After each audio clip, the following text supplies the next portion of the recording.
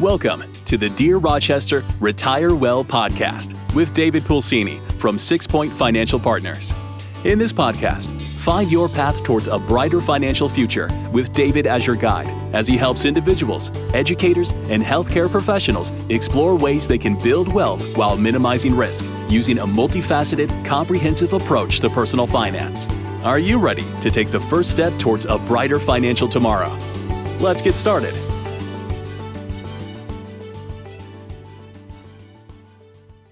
On today's episode of Dear Rochester Retire Well, we have a very special guest with us, Jim Harshaw Jr.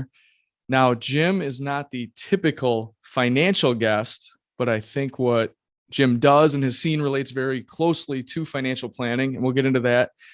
Jim really helps his clients focus on four main areas of their lives. Jim is a coach, by the way. We'll talk about that as well, with wealth being one of those four areas. So hang in there and we'll get to that. And we'll also get into what Jim has seen and heard from his successful clients. So first, a little bit about Jim. Jim Harshaw Jr. is an NCAA Division I All-American wrestler, former NCAA Division I head coach, internationally recognized TEDx speaker, personal performance coach, and host of the Success Through Failure podcast, which, by the way, has over 300 episodes as of this time. So Jim knows what he's doing on a podcast. Having spent his life surrounded by Olympians and millionaires, Jim has discovered the systems and frameworks used for world-class performance. He's impacted hundreds of thousands of lives across the world by helping clients and audiences increase resilience, maximize potential, and build high-performing teams. Jim's clients include CEOs, entrepreneurs, and leaders from Fortune 500 companies, as well as current and former athletes from the NFL, UFC, NCAA, and the Olympics. Jim, that's a great resume. It sounds like you're very famous.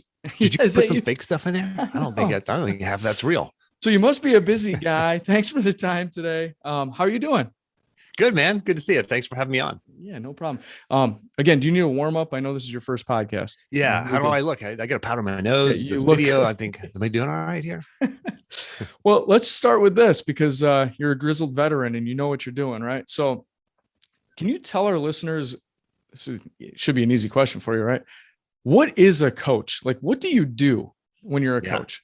Yeah. Well, we know that world-class performers in sports need a coach, right? They need somebody who, calls them out, pushes them, creates a plan for them, creates structure for them, helps them see their blind spots, pushes, believes in them. I've always said that, we all need a person in our lives who holds us to a higher standard than we believe that we can attain. And I had that when I was wrestling. Right. I had coaches who pushed me, taught me. Sometimes they would pick me up and dust me off. Other times they'd give me a kick in the rear end when I needed that too. And, the stakes are so much higher now in the real world, right? Especially if you have, a spouse and a job and kids and all, the stakes are higher and we need coaches for our lives as well. And I'm blessed to coach amazing people. I got neurosurgeons and CEOs and professional athletes and people who are way smarter than me, way more capable than me at what they do. But I pull the things out of them that they know that they need to do. I help them create a plan. I help them find clarity. I help them stay focused. I help them find balanced success. But that all starts with a framework and a sort of a system that we go through that starts with understanding, what do I value? Like what is really important to me? And then we create goals that align with those values. And then I help them create what I call the environment of excellence, right? Who are the people that you're surrounding yourself with? What's the media that you're allowing into your life? And then the fourth and final step is like creating a plan to follow through. Because it's nice, everybody sets goals, right? Everybody at least knows you're supposed to, but like what happens when, the car breaks down or the kids get sick or a global pandemic happens? Like, do you have a plan to follow through? And that's what I do. I help people really get that clarity and maximize their potential in the world. That is a heck of an answer. I could ask you so much about that, but let's even taking a step back from that. How did you become a coach? How does somebody even get into that? Or how did you get into it? Yeah, gosh, I'll try to keep this as brief as possible because it was a powerful sort of story that brought me to this point. I was a blue collar kid like you. I grew up in a blue collar home. Dad was a construction worker. Mom was a secretary, and I was the first person in my family to go to college, but in high school, I never achieved any of my dreams, like not even close. My goal was to win a Pennsylvania State Wrestling Championship. Didn't even get on the podium. And luckily I had some coaches who saw some potential in me and I got recruited, but I was just full of self-doubt, low self-confidence, didn't really have much of a vision for my life. And then I ended up getting recruited to University of Virginia. I showed up, I'm like, I look around, everybody there is smarter than me. They have more money than me. They're better looking than me. And, so it just like reinforced all these feelings of self-doubt and just lack of confidence and not really knowing that I belonged. And then you fast forward 5 years and I have 2 degrees, including a master's degree from the #1 public university in the country. I'm a 3-time ACC champion. I'm a NCAA Division I All-American. I'm ranked 8th on the Olympic ladder, and I'm invited to live and train at the Olympic Training Center. It was this complete transformation that happens. And this set me off on a trajectory of success where I became the youngest Division I head wrestling coach in the country at one point. Then I got out of coaching. I started my first business, and that was a success. I sold that, and I started my next business and raised some angel capital, built a software company. And a couple of years later, ended up with a failed business, debt up to our eyeballs, struggling relationship with my wife, not spending enough time with my kids. And I was in the worst physical shape of my life. And I'm at this point where I'm like broken, right? And all these feelings of like self-doubt start coming back and like, okay, how do I get out of this? What's next for me? What do I even focus on? I feel like everything's a priority at this point in my life because now I have kids and multiple mortgages and all, like life was overwhelming and totally out of balance. And I look back on my life when I was competing. And I mean, this literally was a moment. I was like laying in bed one night, staring at the ceiling as I was closing down my business. And I'm thinking like, what was in place in my life when I was competing, when I was operating at my maximum potential, when I was doing really hard things and I was being successful. And then I was actually resilient, bouncing back from failure and finding success through failure, which is the name of my podcast. And I realized there were these 4 steps, right? These 4 steps that I essentially went through earlier. It's like, number 1, I knew what I valued. Number 2, I had goals that aligned with those values, not goals that aligned with anything else, right? People in the world today, like they align their goals based on what's parked in their neighbor's driveway or what they see on social media or what the mass media tells them that they should want. But when I was competing, I had goals that aligned with Jim's values. And then the 3rd step was that environment of excellence. I was surrounded by coaches who held me to a high standard. I had teammates. I was accountable to them. They were accountable to me. I had nutritionists. I had strength and conditioning coaches. I had athletic trainers. I had all these people around me that were supporting me in my mission. And then the 4th and final piece is, I had a plan to follow through. Like, for example, if I lost a wrestling match on Saturday, coach is like, hey, Jim, I'll see you tomorrow morning. It's a team lift, 8:00. Be there. Whether I liked it or not, I had to follow through. I had to be there. And I realized that this framework just might work in the real world for me. So long story short, I put this framework back in place in my life and it changed everything. I mean, it tripled my income, healed my relationship with my wife, started spending more time with my kids, got fit and healthy again. And I realized like, this is an amazing framework for me. Like, but I think maybe this is just a Jim thing. Right. And then I started looking back on my life and realizing, okay, these people who I've been surrounded by most of my life, these amazing, I have multiple friends who have gone on to win Olympic medals. And, I got to spend a lot of years around millionaires through a job that I had years ago. And I realized like, this is a framework for world-class performance. And then I start the podcast and I'm interviewing Navy SEALs and New York Times bestselling authors and world-class performers, astronauts, you name it. I'm like, wait a second, this is a framework for success that can work for anybody. And, so I put I have a master's degree in teaching. So I put that to use and built a coaching curriculum around this and launched it to the world with amazing feedback, far better than I even imagined it would be. And that's now my mission in the world, is to coach people, is to help people, is to spread this framework to as many people who will listen. I love it. And you mentioned at the beginning, is this really me? You read your bio now, right? You would have never thought back then. Yeah. Unless you set those goals, right? And then follow through. One of the things I wanted to ask you about was you mentioned relationships, self, health, wealth. We don't have to get into what each of those mean, but I want to focus on the wealth part because this is a financial planning podcast, I guess. But when somebody sets a goal, one of the things that I know you do is You can't just say, I'm totally making an example. I want to make $3 million a year or $1 million a year. I just want to make 100,000.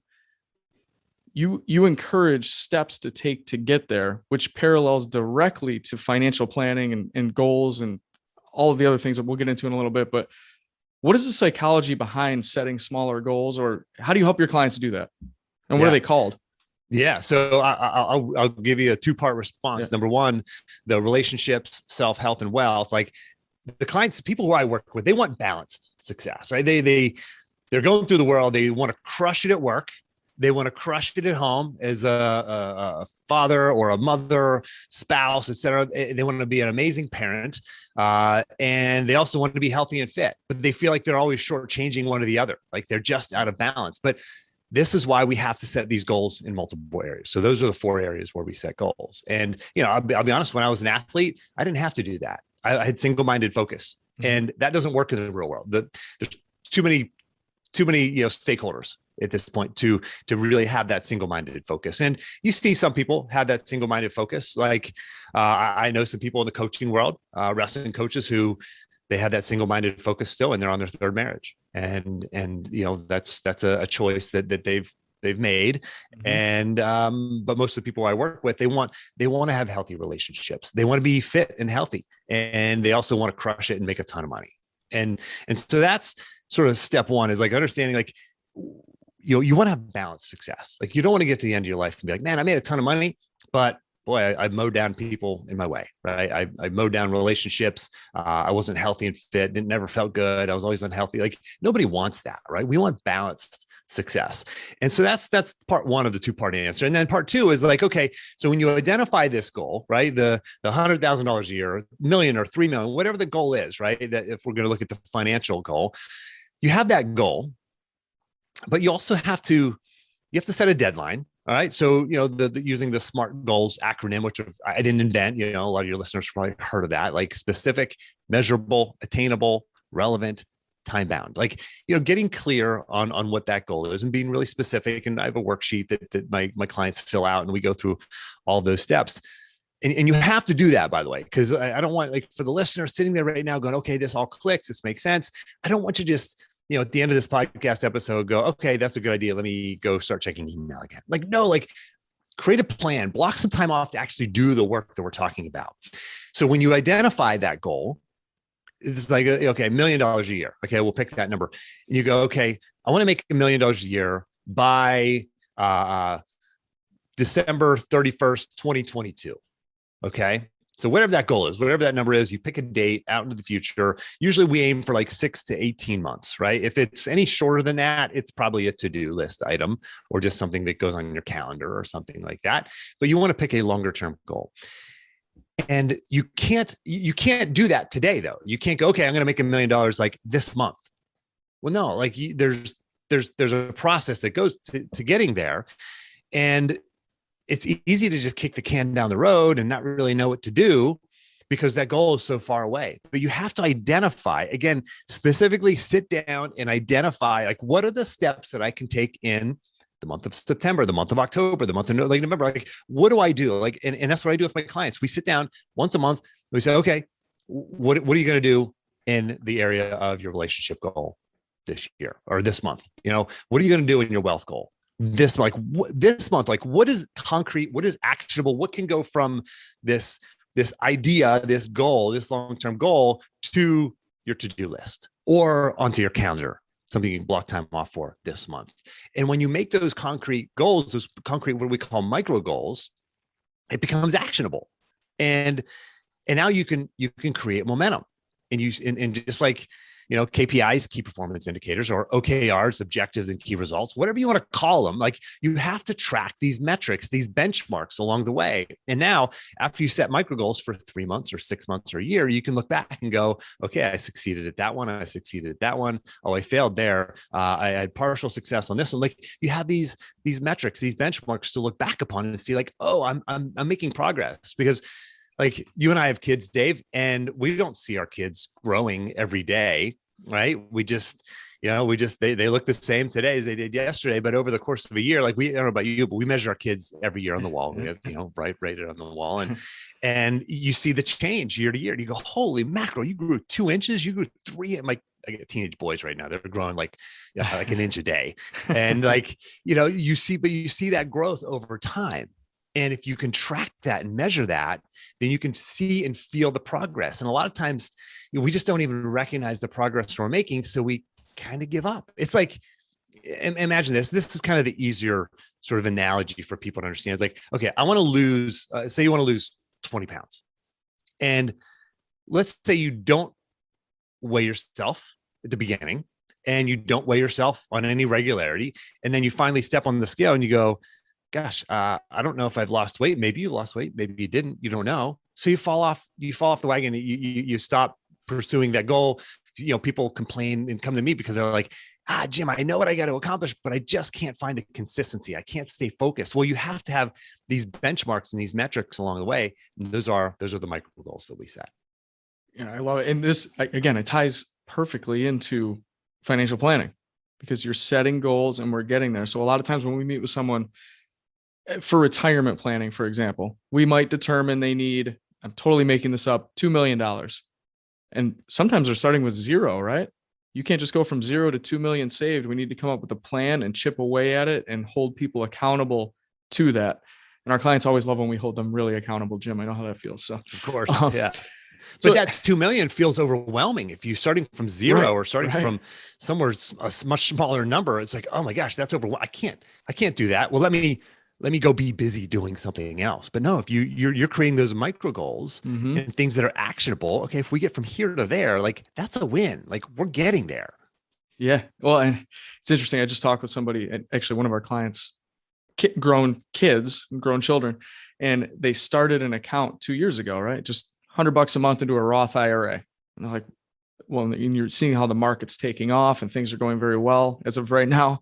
And the guy's got like $3,000 in there. He's like, I think he thought he would have had 50,000 by now or 100,000 based on his buddies buying Bitcoin or something, but just stick to the plan, keep chipping away and follow our goals and you'll get there. Right.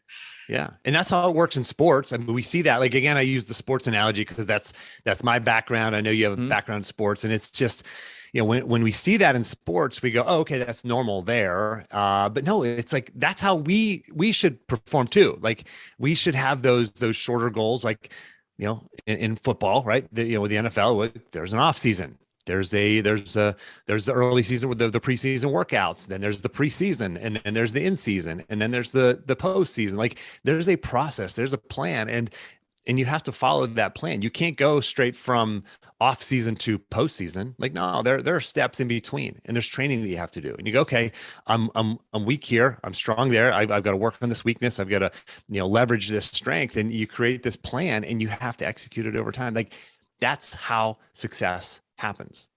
Yeah. And it's overnight, right? Overnight success story. Of course. Took us 25 years. Click your heels 3 times and it happens. So I pulled a quote off your website. This won't throw you off. Again, you've done 300 something podcasts, but I wanted to tie this back into finances again, and at least the wealth part of the four parts, right? So failure, this is what you said on the website. Failure, struggle, and setbacks are not only an inevitable part of life, but a necessary step on the path to success. So when I hear that, it's like, how does that tie into failing financially? And I can't wait to hear your answer on this. Most people are like unbelievably afraid of making a bad move, right? Or quitting this job or taking the leap or losing some money or losing it all. Very afraid. That's one of the scariest things.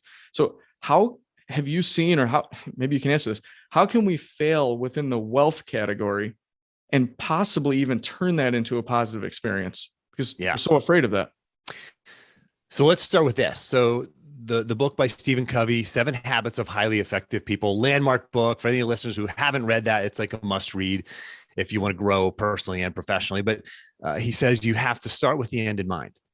Start with the end in mind. Okay. So what is that end? 2 million in the bank, whatever that number is, right?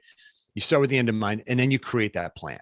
Like you reverse engineer it, and you create that plan, you create the micro goals. And that is the process. Okay. And And I'm going to get around to your answer here Okay. to directly answering this in a second. Like when I was competing as a wrestler, I was always afraid of failure for essentially 16 of my 17 years as a competitor. I was afraid of failure. I should say, actually, early on in college, I wasn't, because I didn't have a bullseye on my back. And I started finding some success, and I started getting the bullseye. Now I'm ranked, and like I started getting like anxiety and not performing at my maximum potential. It wasn't until my senior year, when it was the night before my very first competition, my senior year, when I realized this was probably going to be my last year competing, and I had still never achieved a meaningful goal that I had set for myself. And it hit me like, Jim, this is your last shot. You've given this sport everything you possibly could. You can't give more. You can't do more. I trained year round, did everything I possibly could. You couldn't run more miles or lift more weights or watch more film. You couldn't possibly do more. There's just not enough hours in the day. And I said, and I still haven't achieved any of my goals or dreams. And in that moment, I let go. I let go of the outcome. And I said, I've got to only focus on the process, because that's what I control. I don't control the outcome. I control the process.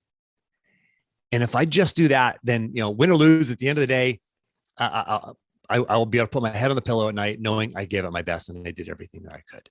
And when I let go of the outcome and focused on the process, that's when success happened.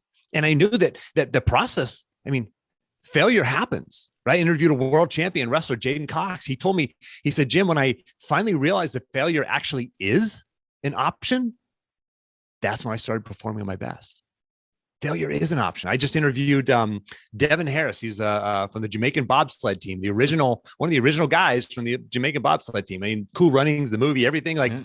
This is the guy. Amazing, amazing individual. He's like a captain was a captain in the Army. Now he's an international best-selling international author. But he said, failure is not an option, but failure is inevitable.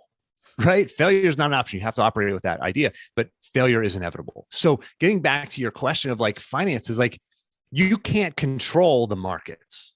You can't control so many things outside of you. All you control is the process. So you start with the end in mind, you create a process, and then you implement that plan. And with the idea of the micro goals, you can tweak that plan month to month as necessary, right? The markets change, or you need to shift from stocks to bonds, or like whatever adjustments need to be made. Like, yeah, you can make those adjustments when you meet with your financial advisor quarterly or twice a year, whatever the amount of time is. And then you adjust based on the success, based on the failure. But listen, failure is going to happen. The markets are not going to be a perfect straight line up into the right. We know that. We want that. We get emotional whenever we see it going down, but go back 100 years in the markets. You see it like this is the process. This is how it goes. So we have to be okay with the downs as well as the ups. Yeah. So that's great advice. Also, we could get into market stuff, which I won't do too much, but what if I have a lot of clients that just want to potentially leave their job and start a new business, or that's what I'm talking about when I'm talking about failure. They are scared to take that leap financially because maybe they built some savings, maybe they haven't, but they know that they want to do this business. They're not pursuing their passion right now. They're not working where they want to be, their career. And you know this because I think you've done it, or at least have had clients that have done this. But how do you get people over the fear of that being just financially devastating? So if I have a teacher that's listening to this, or a school principal, or a nurse, or a superintendent, or just a regular employee at a company that's like, you know what, I want to do my own thing, but I'm afraid financially that I can't pull it off. And what if I go broke and my family's relying on me? How do you get people over that? Yeah. So a couple things. Like, I'm obviously not going to sit here on the podcast and say, you know what, go for it, quit your job. You're good. Go for it. Right. Take the leap. It's certainly everybody's in a different financial situation, right? But I'm going to give you a foundation here. Here's how you make this decision. Like, everybody's in a different financial situation. Maybe you can, quit your job and your spouse can carry the load for a while, or you have some savings, or maybe it's a job or a business that's already established or something like that, right? So everybody's situation is different. So this concept that you hear, you hear some of these gurus on social media saying, quit your job, go for it, go all in, screw failure, go for it. If you believe, you'll achieve. Yeah, that's good. You got to have some of that. You also have to mitigate the risk. And how do you do that? Well, you start with the same exact process that we talked about earlier. Okay, what do I really value? What's my why? What is behind me wanting to take this next step, make this career transition? What is behind that? Right? Identify really what's driving you. Because when you do that, and then you tether these goals, financial or otherwise, to these values, creating, like I said, these aligned goals, you become much more resilient.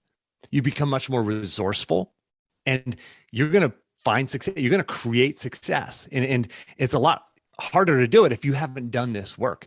But then the other piece is this: who's in your environment? What does your environment of excellence look like? Who are the people? Who's your team? You're like, okay, I'm a teacher. I've got this business idea. I want to quit my job.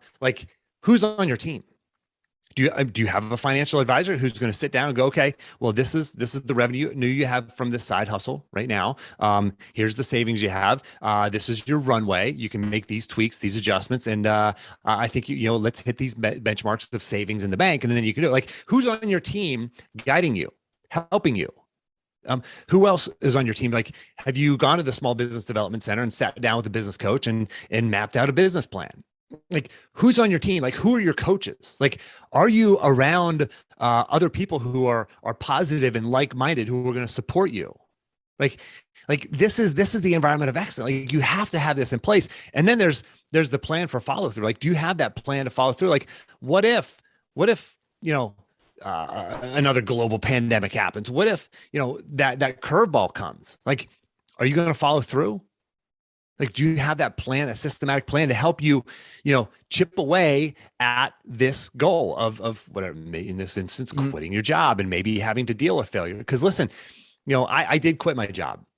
I quit my job. I had a 6-figure job, dream job. I was flying on private jets with Tony Bennett, the head basketball coach, national championship basketball coach, NCAA coach of the year, cool stuff, man. I'm on the sidelines at Miami Hard Rock Stadium, football games, down on the field, watching college football games down from the, cool stuff. I went to the NCAA Final Four. I get to go to the national wrestling championships every year, all expenses paid. That was my job. I had the best job ever. But I knew that this was my real calling, was my mission. And how did I know that? Because I did the work. I identified my core values. I created goals that aligned with those. I developed my environment of excellence. I created a plan for follow through, and I had built this business over the course of years. And I'll be honest, Dave, my goal was to quit my job by the time I turned 40. I failed. 41 came. I failed again. 42 came, failed again. I quit my job by the time I turned 43, but it took me years. There was failure, there were failures, there were setbacks. That's the process. And then I quit my job and I jumped into this business and I stepped into it. I built a sort of low risk way to step into this business, and things were going great. And then I hit a pothole for a while, and revenue dipped for a while, and then it's taken off again. This is the process. And when you do this work, it gives you confidence that you're on the path. My program, this coaching program, is called Reveal Your Path. When you have that confidence in your plan, you have that clarity, you can be incredibly resilient and deal with failure. Do you guys as coaches ever, you're going to laugh at me for asking this, somebody comes to you, they have a job, things are going okay, they know it could be better, they want to pursue, like you did, what you're passionate about and what your calling was. Do you ever have to tell them it's a bad idea? Does somebody ever come to you with something crazy and then you have to actually say hey, let's take a step back and tone them down? Because just listening to you right now, I'm fired up. I don't know if you always have this. I know you do, but the listeners don't. But it's if it seems like you never say no. It's yeah, you're right. The gurus, just go for it. Just go for it. Do you guys ever say no, don't go for it? It's not my place to say yes or no. What I help them do is uncover the truth, because I can sit here based on my life and my world and my experiences and say, great idea or terrible idea, but that's not my place. My place is to help you figure out if this is the right decision for you and this is the right path for you, because everybody's path is different. I mean, I coach, like I said, I coach all these amazing people in these different walks of life. I mean, from professional athletes to, doctors and attorneys and educational leaders and entrepreneurs and everything in between. Like, my job is not to say, hey, that's a good idea to do that with your business or your life or your personal. Like, if I haven't been in their shoes, right, or if I'm not in their shoes currently, and so my aim is always to help them uncover the truth about them, and it's you go back to this compass, I call it, the process is identifying, okay, what is like my miracle life? Like my miracle life, I could paint that, magic wand, I could create that miracle life. Like, this is part of that first exercise that we do. We go back to that often and go, okay, how does this decision, this thing that you want to do, or this idea that you have, how does it align here with this miracle life? Does it fit? Does it not fit? Is there alignment? Perfect alignment, or is it 50% alignment? Like, let's explore this, right? There are several other sort of questions through that exercise that we answer that we use as a compass, as a litmus test to see, is this the right idea or is this a bad idea? And then we go to the aligned goals, and then we go to the environment of excellence. So we go through this process and check this idea with who you are at the deepest level. And that's that if there's any other coaches out there doing it other than in a different fashion than that, then you're at risk of getting bad advice, because you're basing that advice on somebody else's life, somebody else's experiences, and they're not in your world, but you are. And you have the power, once you have somebody outside of you asking you the hard questions that are going to help you find that clarity you're looking for. And if I could go on for another second, Dave, sorry to keep going, running on these answers here. Like, I've interviewed amazing people. I mean, gosh, like Ken Blanchard, Tim Ferriss, Cal Newport. I mean, just people who have made a dent in the universe, and on, right? In different areas, different fields. And I often ask them, what is one habit that you have that you feel like you can really point to as the reason for your success, right? And for the New York Times bestselling author, it's never the writing. For the Olympic gold medalists, it's never the training. Like, you always think it would be the thing that they do, right? But it's never that. It's always some version of stepping back and things like working with a coach, or journaling, or meditation, or working with a mentor, or being part of a mastermind group, or, planning my week in advance, right? It's always some version of a pause, like getting off of the treadmill of life, like stepping back, evaluating, asking hard questions, and then implementing, and then doing. It's never doing the thing. And so I've coined the term productive pause. And this is the definition. The definition of a productive pause is this: it's a short period of focused reflection around specific questions that leads to clarity of action and peace of mind. You gain this confidence in this focus and this ability to be productive, and this ability to stay on your long term. It is if there's such a thing as the secret to success, it is the productive pause. I love it. I was actually going to ask you one piece of unsolicited advice, but you just nailed it: the productive pause. So, we'll get moving here. I have another question just for the financial part of it. And I'll preface it with this. Yep. So in financial planning, I know that sometimes people are hesitant. I don't want to say afraid. I'll say hesitant to meet and talk about finances with an advisor or anybody really, out of fear of being judged, right? It's the same for coaching. They don't want to be judged, but I can say all day long that I've heard it all, but it almost sounds self-serving, and like, it's different coming from someone outside of our business where you don't give advice or you don't give actual financial planning. I always want people to feel 100% comfortable and confident when they reach out to any advisor, and never feel like there's judgment. But with that said, because you have a wealth part and you're dealing with some very high-end clients and other clients, I am sure you've worked with folks that have some interesting goals, right? So what are some common wealth goals that you hear? Now, you're not an advisor. What do you hear from clients? Or then, just for fun, if you can, what are one or two of the biggest, you call them BHAGs, right? Yeah. Or the craziest goals that you've heard. So maybe a couple common goals, and then maybe just a crazy goal for people out there, because what we find is that people don't share their financial goals with each other. I don't go out for chicken wings with my buddy and say, hey guys, I increased my account from $1,000 to $1,500 a month in my savings. We don't talk about that. Maybe some people do, but we don't. So it's not a thing that's out there. So I think people are nervous. So what are you hearing? Common goals and one crazy BHAG maybe. Yeah. So it's interesting. So many people think they should be able to do it on their own. Like, yeah, maybe you could, but why not work with an expert? Why not work with somebody who like, this is what they do for a living. So you can go do your best thing for a living. Right.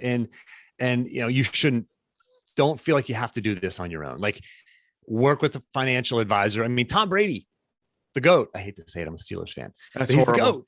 Jim, this is a Buffalo Bills podcast. Okay. I'm so sorry. We may delete this. I don't know. Yeah. Can we edit that part out of there? But you see world-class performers have coaches. Like why shouldn't we? Like, why shouldn't we have people who are like really educated and skilled in these other areas that can help us? Right. But the BHAGs, like the people, what are some common goals? I mean, I've several folks who have just sort of specific retirement goals, $5 million, $10 million in total assets upon retirement. But I have this one guy, and this guy he's absolutely incredible. Like, if you heard his life story, it's like he's not supposed to be the success where he's at right now because of, the things that he had or didn't have growing up as a kid that most people have. Man, he is crushing it. And here's his BHAG: to own a house on an island off the coast and have a boat. And he would take his boat into work every morning to his commercial building. His commercial building's right on the coast, and his office is in there.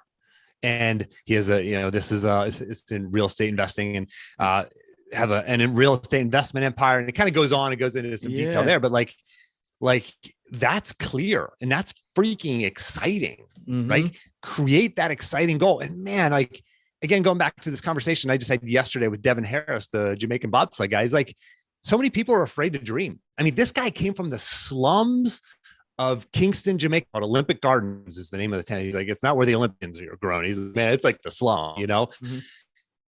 He dared to dream. Like, are you as the listener, like, are you willing to dream? Are you willing to identify that BHAG and then sit down and talk to somebody about it and say, hey, how do we get there? Yeah. That's the process. I love it. And you know the two reasons, Jim, that people don't meet with someone. It's how much does it cost and how much time do I have to put in? And that's handled in a first meeting with any advice. Should be, by the way. If it's not, then go on to the next one. But again, I was going to ask you about unsolicited advice, but I think you nailed that. I think we're at our time limit. Jim, this was awesome. We more than appreciate your time. My last question is, this is an easy one. We don't have to go on for this one. How can our listeners get more information about you or look further into what you do? Yeah, you can just Google my name, Jim Harshaw, Harshaw, JimHarshawJr.com. If you go to JimHarshawJr.com/apply, you can sign up for a free one-on-one coaching call with me. The other place is the podcast. The podcast is Success Through Failure. You can find it on Apple Podcasts, Spotify, every other podcast outlet. You can even tell your smart speaker to play the Success Through Failure podcast, and you'll hear my voice, for better or for worse, booming through your smart speaker. If you have not checked out the podcast, and Jim did not pay me to say this, you have to check it out. It's awesome. It'll get you fired up every day on the way to work, on your way home, wherever you need it. But Jim, thanks again. Have a great day, and we'll catch up soon. Thank you for listening to the Dear Rochester Retire Well podcast. Click the subscribe button below to be notified when new episodes become available. The information covered and posted represents the views and opinions of the guest and does not necessarily represent the views or opinions of 6 Point Financial Partners. The content has been made available for informational and educational purposes only. The content is not intended to be a substitute for professional investing advice. Always seek the advice of your financial advisor or other qualified financial service provider with any questions you may have regarding your investment planning. Securities offered through American Portfolios Financial Services, Inc., APFS, member FINRA SIPC.